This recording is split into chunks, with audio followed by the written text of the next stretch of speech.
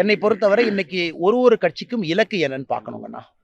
திரு சீமான் அவர்களை பொறுத்தவரை திராவிட கட்சிகளே வேண்டாம் அப்படின்னு அவர் ஒரு இலக்குல போறார். ஸோ நேச்சுரலா அவர் எந்த கூட்டணிக்கு வரப்போறது இல்லை. இப்போ விஜய் அவர்களை பொறுத்தவரை திமுக வேண்டாம் என்று நினைத்தால் யார் வேண்டும் அப்படிங்கறத அவரு கிளாரிஃபை பண்ணணும். எங்களை பொறுத்தவரை வேறு கொள்கை முரண்பாடுகள் இருந்தாலும் கூட என்டிஏல அனைத்து இந்திய அண்ணா திராவிட முன்னேற்ற கழகம், பாரதிய ஜனதா கட்சி ஒன்றாக இணைந்திருக்கின்றோம். காமன் இலக்கு என்ன? திமுகவை வீழ்த்த வேண்டும் என்று.